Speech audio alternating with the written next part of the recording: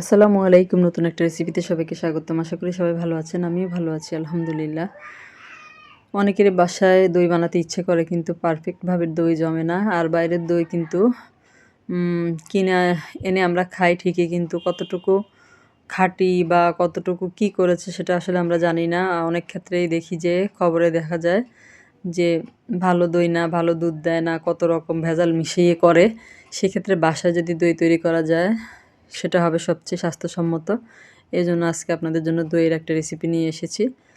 আর অনুরোধ রইল একটা লাইক দিয়ে পুরো রেসিপিটা জুড়ে আমার সাথে থাকবেন, তাহলে আমারটা যেরকম পারফেক্ট হয়েছে আপনাদেরটাও এরকম পারফেক্ট হবে। এখানে আমি চুলায় একটা প্যান বসিয়ে দিয়েছি। প্যান বসিয়ে দিয়ে আমি এখানে ৫ চা চামচের মতো চিনি দিয়ে দিয়েছি। প্যানটা আমি আগে গরম করে নিয়েছি, এজন্য চিনিটা দেওয়ার সাথে সাথে গলে গিয়েছে।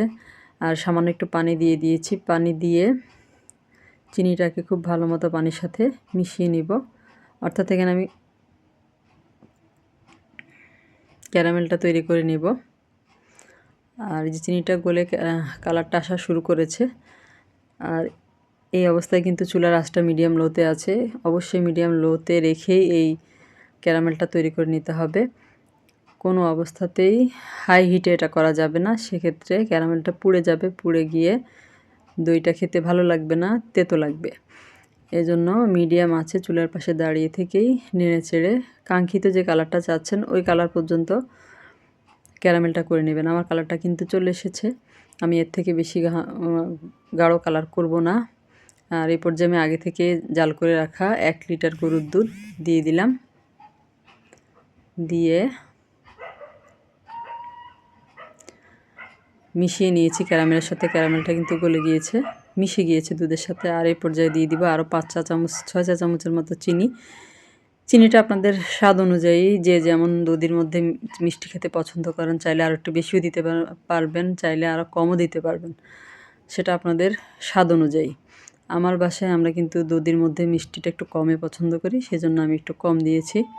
আর খুব সুন্দর একটা কালার চলে এসেছে। আপনারা বুঝতে পারছেন কিনা কি জানি, ভিডিওতে বোঝা যাচ্ছে কতটুকু, কিন্তু আমার কাছে খুব সুন্দর একটা কালার এসেছে এই দুধের মধ্যে।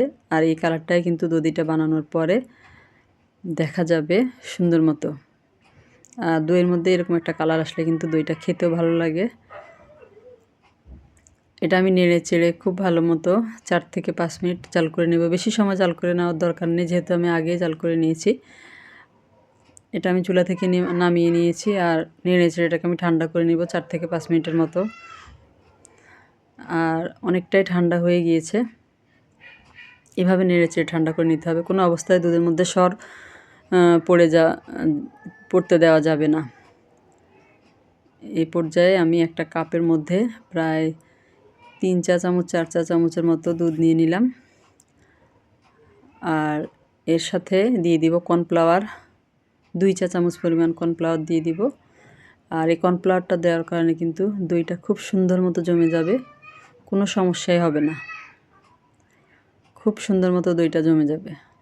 আর অবশ্যই চেষ্টা করবেন কর্নফ্লাওয়ার দিয়ে এরকমভাবে বাসায় দই তৈরি করতে, তাহলে কিন্তু আর কোনো ঝামেলা হবে না, খুব সুন্দরভাবে জমে যাবে দইটা। আর এ পর্যায়ে দুধটা কিন্তু অনেকটাই ঠান্ডা হয়ে গিয়েছে। আর আমি এই মাটির হাঁড়ির মধ্যে দইটা জমাবো। আর বাজার থেকে 40 টাকা অথবা 50 টাকা নিবে এরকম একটা কাপ দই, মিষ্টি দই নিয়ে এসেছি। আমি আজকের দইটা আমি মিষ্টি দই দিয়ে তৈরি করব, টক দই দিয়ে না। এজন্য যে হাঁড়ির মধ্যে দইটা আমি জমাবো ওই হাঁড়ির মধ্যে একটু দই দিয়ে পুরো হাঁড়ির মধ্যে দইটা একটু লাগিয়ে নিব। এতে করে খুব সুন্দর মতো কিন্তু দইটা জমে যাবে। এটা কিন্তু একটা টিপস, এভাবে করে দেখবেন বাসায় দই বসানোর ক্ষেত্রে। দইটা আমি খুব সুন্দর মতো হাঁড়ির মধ্যে লাগিয়ে নিয়েছি, আপনাদেরকে দেখিয়ে দিলাম। আর এই পর্যায়ে আমার দুধটা কিন্তু ঠান্ডা হয়ে গিয়েছে। আঙ্গুল ডোবানো যায়, মানে আঙ্গুলটা সহ্য করবে, ঠান্ডা বলতে আঙ্গুল সহ্য হবে, ডুবালে সহ্য হবে, এরকম ঠান্ডা হলেই হবে। একেবারে বেশি ঠান্ডা করে নেওয়া যাবে না, সেক্ষেত্রে আবার দইটা বসবে না। এ পর্যায়ে আমি আগে যে কর্নফ্লাওয়ারটা গুলে রেখেছিলাম ওটা দিয়ে দিব। দিয়ে খুব ভালো মতো মিশিয়ে নিব দুধের সাথে। এরপরে যেই মিষ্টি দইটা এনেছিলাম ওইখান থেকে দিয়ে দিব 3 চা চামচের মতো। কাপের মধ্যে নিয়ে খুব ভালো মতো আগে দইটাকে, মিষ্টি দইটাকে ফেটিয়ে নেব।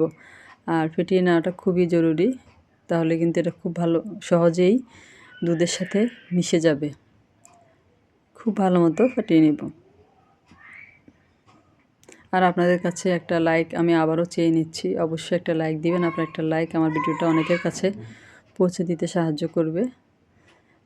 দইটা আমি দিয়ে দিলাম, দিয়ে একটা কাঁটা চামচ দিয়ে খুব ভালো মতো এরকম করে মিশিয়ে নিব। আর একটু ফেনা ফেনা তোলার চেষ্টা করব, এতে করে পরবর্তীতে দইটা যখন জমে যাবে দেখতে সুন্দর লাগবে। 2 মিনিটের মতো আমি এরকম করে খুব ভালো মতো দইটা মিশিয়ে নিব। এরপরে আমি যে হাঁড়ির মধ্যে মিষ্টি দই মেখে রেখেছিলাম, ওই হাঁড়ির মধ্যে আমি এই দুধটা ঢেলে নিব। ঢেলে নিয়েছি।